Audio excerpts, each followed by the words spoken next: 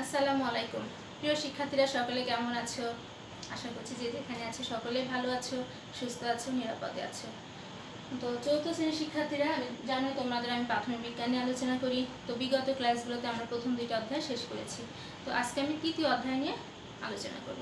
তো চতুর্থ শ্রেণীর শিক্ষার্থীরা সকলে বই নিয়ে বসে পড়ো। দেখো আজকে আমরা তৃতীয় অধ্যায় আলোচনার বিষয় হচ্ছে মাটি। 21 পৃষ্ঠা সকলে বের করো। আমাদের আজকে আলোচনার বিষয় হচ্ছে কি মাটি, এবং 21 পৃষ্ঠায় আছে। সকলে রেডি হয়েছে? তো দেখো আজকে আমরা আলোচনা করব মাটির গুরুত্ব এবং মাটির উর্বরতা বৃদ্ধি। এই প্রথম দুটো অংশ নিয়ে আমরা আজকে আলোচনা করব। তো সকলে বই ধরো। দেখো মাটির গুরুত্ব। পৃথিবীর উপরিভাগের নরম আবরণ হচ্ছে মাটি। এই মাটি হচ্ছে উদ্ভিদ এবং প্রাণীর আবাসস্থল। উদ্ভিদ মাটিতে জন্মায়, আর প্রাণী কি করছে? উদ্ভিদকে খাদ্য হিসেবে গ্রহণ করে। মানুষের দৈনন্দিন জীবনে নানাভাবে মাটির ব্যবহার করে। তাহলে মাটি কি?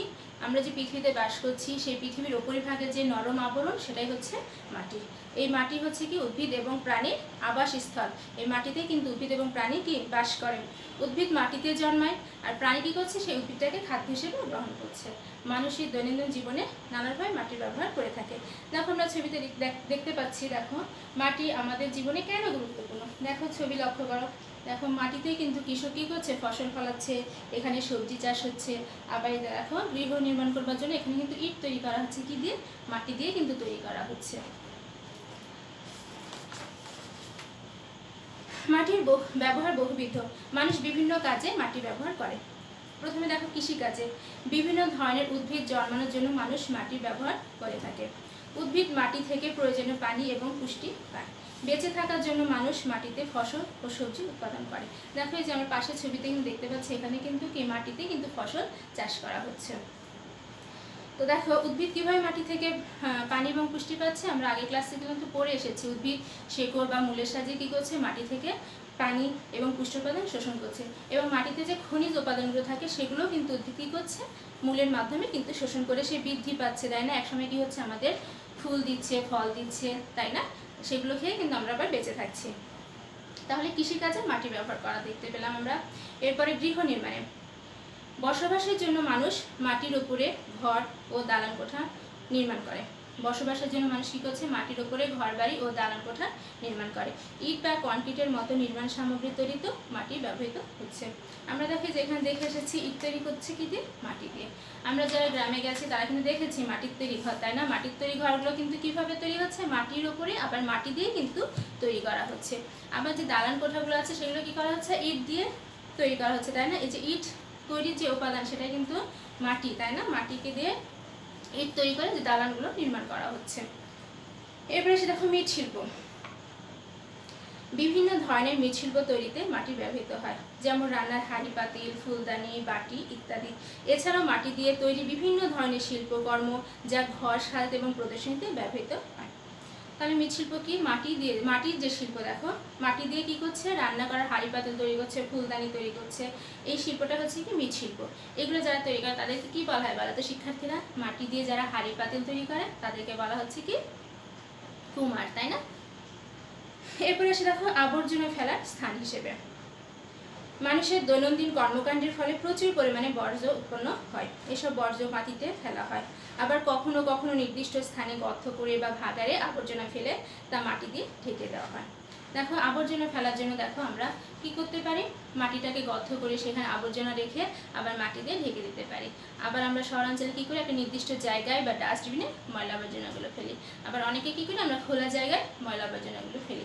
কিন্তু আমরা কি করব? আমরা খোলা জায়গায় কখনোই ময়লা আবর্জনা ফেলবো না। তাতে কি হবে? আমাদের পরিবেশ দূষণ হবে। সবচেয়ে উত্তম পদ্ধতি হচ্ছে দেখো কি? মাটিতে গর্ত করে ময়লা আবর্জনাগুলো রেখে আবার মাটিতে ঢেকে দিতে হবে। এর ফলে কি উৎপন্ন হবে জানো? ওখানে বায়োগ্যাস উৎপন্ন হবে। এই বায়োগ্যাস কিন্তু মাটির উর্বরতা বৃদ্ধিতে সাহায্য করবে। তাহলে আমরা কি করতে পারি? ময়লা আবর্জনাগুলোকে মাটিতে গর্ত করে রেখে আবার মাটি দিয়ে ঢেকে দিতে পারি। তাহলে আমাদের পরিবেশও দূষণ হবে না। তখন দ্বারা কি হবে? আমাদের বায়োগ্যাস উৎপন্ন হবে। এই বায়োগ্যাস মাটির উর্বরতা বৃদ্ধিতে সহায়তা করে। এই ছিল আমাদের মাটির গুরুত্ব। তাহলে দেখো কৃষিকাজে মাটি ব্যবহার করা হচ্ছে, গৃহ নির্মাণে মাটি ব্যবহার করা হচ্ছে, মৃৎশিল্পে মাটি ব্যবহার করা হচ্ছে, আবার আবর্জনা ফেলার জন্য মাটি ব্যবহার করা হচ্ছে, তাই না? আবর্জনা ফেলার স্থান হিসেবে কিন্তু আমরা মাটি ব্যবহার করছি। এরপর এসে দেখো মাটির উর্বরতা বৃদ্ধি। এরপর আমরা আলোচনা করব মাটির উর্বরতা বৃদ্ধি নিয়ে। আমরা জেনেছি আগের ক্লাসগুলোতে বা আগের অধ্যায়গুলোতে আমরা জেনেছি যে উদ্ভিদের বৃদ্ধির জন্য কী কী প্রয়োজন। বায়ু, পানি ও সূর্যের আলো প্রয়োজন। উদ্ভিদের ভালোভাবে বৃদ্ধির জন্য আরও কী কী প্রয়োজন আমরা এখন এই অংশে সেটা নিয়ে আলোচনা করব। তো দেখো শিক্ষার্থীরা, আমরা এখানে দুটো টব দেখতে পাচ্ছি। দেখো টব দুটোতে কি করা হয়েছে, সূর্যের আলো দেওয়া হয়েছে, পানি দেওয়া হয়েছে এবং বায়ুর কার্বন ডাইঅক্সাইডও কিন্তু পৌঁছানোর জন্য খোলা আছে, তাই না? কিন্তু দেখো একটা টবে আমরা কি করেছি, সার প্রয়োগ করেছি, আরেকটা টবে সার প্রয়োগ করি নাই। কয়েক সপ্তাহ পরে ফলাফল দেখতে পাচ্ছি যে টবটাতে সার প্রয়োগ করা হয়েছে সেখানে কি হয়েছে, উদ্ভিদের বৃদ্ধি ভালো হয়েছে। পক্ষান্তরে যেখানে সার প্রয়োগ করা হয়নি সেখানে কি হয়েছে, উদ্ভিদের বৃদ্ধি কিন্তু ভালো হয়নি।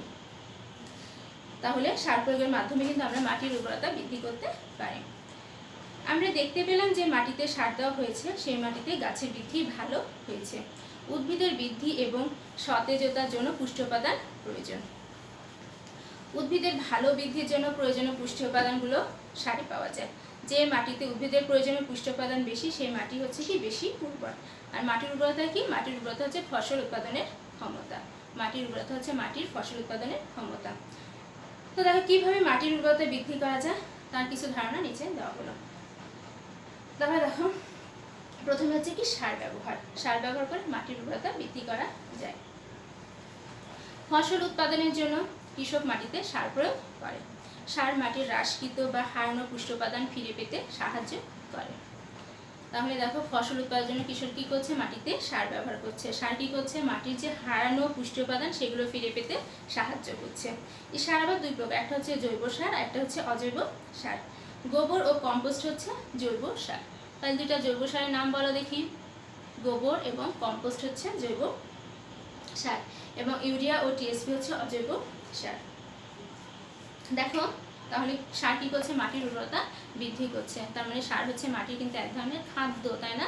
যে খাদ্য খেয়ে মাটির কি হচ্ছে, উর্বর হচ্ছে।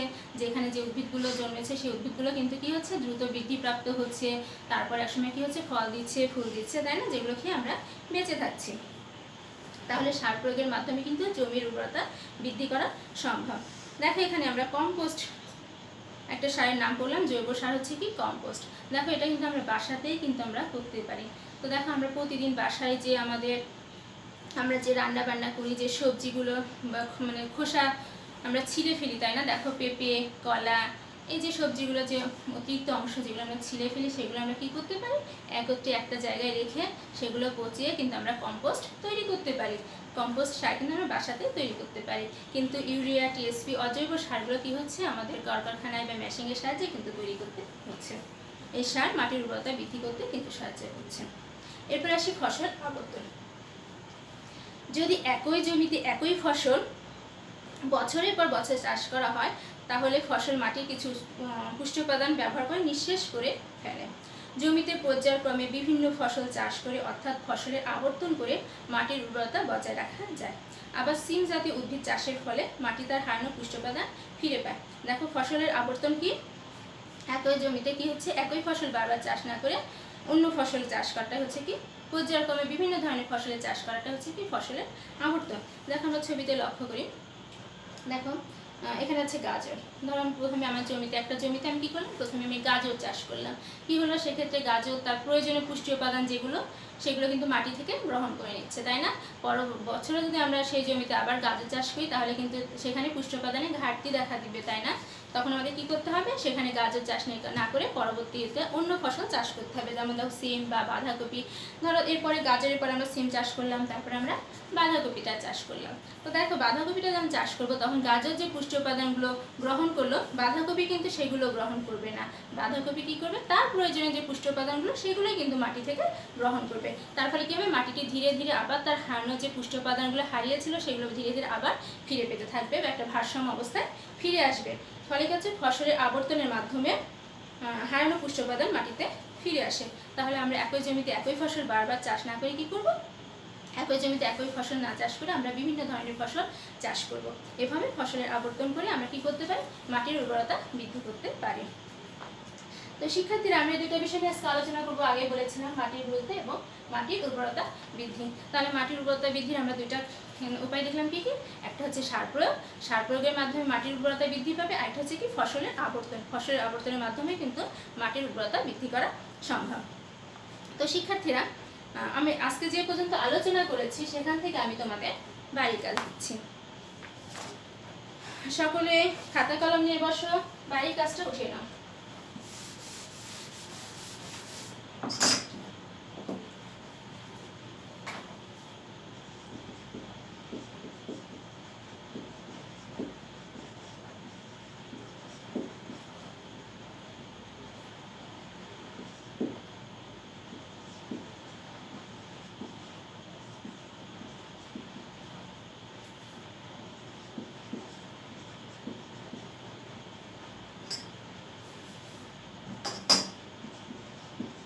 আমাদের জীবনে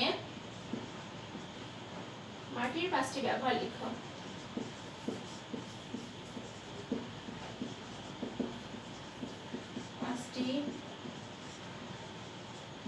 ব্যবহার লিখো। এবার 2 নম্বরে আসো। উদ্ভিদের বৃদ্ধির জন্য উদ্ভিদের বৃদ্ধির জন্য কি কি প্রয়োজন?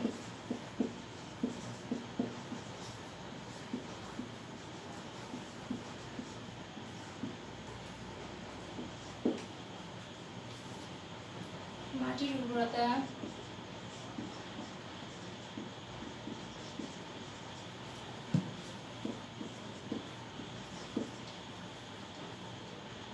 বজায় রাখার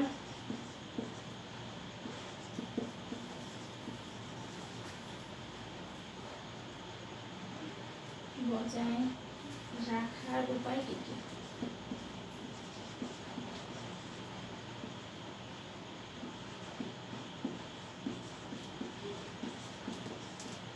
শিক্ষার্থীরা লক্ষ্য করো, আমি কিন্তু আজকে এই বিষয়গুলো নিয়ে আলোচনা করেছি। তারপরে লক্ষ্য করো আমাদের জীবনে মাটির 5টি ব্যবহার লিখো। দেখো আমরা কিন্তু মাটির ব্যবহারগুলো পড়লাম। লক্ষ্য করো কি কি পেলাম। কৃষিকাজে, গৃহ নির্মাণে, মৃৎশিল্প, তারপরে চা আবর্জনা ফেলার স্থান হিসেবে, তাই না? আবার কি হচ্ছে, উদ্ভিদ জন্মানোর জন্য কি মাটি ব্যবহার করা হচ্ছে। তাহলে এই ছিল আমাদের জীবনে মাটির 5টি ব্যবহার। এরপরে দেখো আসছি কি, উদ্ভিদের বৃদ্ধির জন্য কি কি প্রয়োজন। আমরা কিন্তু পেয়েছি উদ্ভিদের বৃদ্ধির জন্য কি কি প্রয়োজন। পানি, সূর্যের আলো, বায়ু, কার্বন ডাই অক্সাইড। আরো ভালোভাবে বৃদ্ধির জন্য কি প্রয়োজন? সার প্রয়োজন। ঠিক আছে, তাহলে উদ্ভিদের বৃদ্ধির জন্য কি কি প্রয়োজন? উদ্ভিদের বৃদ্ধির জন্য পানি, বায়ু এবং সূর্যের আলো প্রয়োজন। আর আরো ভালোভাবে বৃদ্ধি করার জন্য কি করতে হবে? আমাদের অবশ্যই সার প্রয়োগ করতে হবে। এর মাধ্যমে কি হবে? উদ্ভিদের বৃদ্ধি আর কি দ্রুত হবে। তারপরে মাটির উর্বরতা বজায় রাখার উপায় কি কি আমরা পেলাম। মাটির উর্বরতা বজায় রাখার জন্য কি করতে হবে? মাটিতে সার প্রয়োগ করতে হবে। তারপরে হচ্ছে ফসলের আবর্তন করতে হবে। এর মাধ্যমে কি হবে? মাটির উর্বরতা বজায় রাখা সম্ভব। তো শিক্ষার্থীরা, আশা করি সকলে বুঝতে পেরেছো। তো পরবর্তী ক্লাসে আমি দেখো পরের অংশ নিয়ে আলোচনা করব। মাটি দূষণ নিয়ে আলোচনা করব। মাটি দূষণের কারণ সময় আলোচনা করব। মানে পরবর্তী অংশ 26 পৃষ্ঠা নিয়ে পরবর্তী ক্লাসে আলোচনা করব। আর আজকের ক্লাস আমি এই পর্যন্ত শেষ করছি। তাহলে বাড়ির কাজটি সবাই খুব সুন্দরভাবে, বাড়ির কাজ দেখি নাই, বাড়ির কাজটি সবাই খুব সুন্দরভাবে করবা। যেহেতু আমাদের করোনাকালীন সময় চলছে, অবশ্যই আমাদেরকে সচেতন থাকতে হবে। আমরা অবশ্যই স্বাস্থ্যবিধি মেনে চলবো। সকলে ভালো থেকো, সুস্থ থাকো। পরবর্তী ক্লাসে আবার তোমাদের সঙ্গে দেখা হবে। আল্লাহ হাফেজ।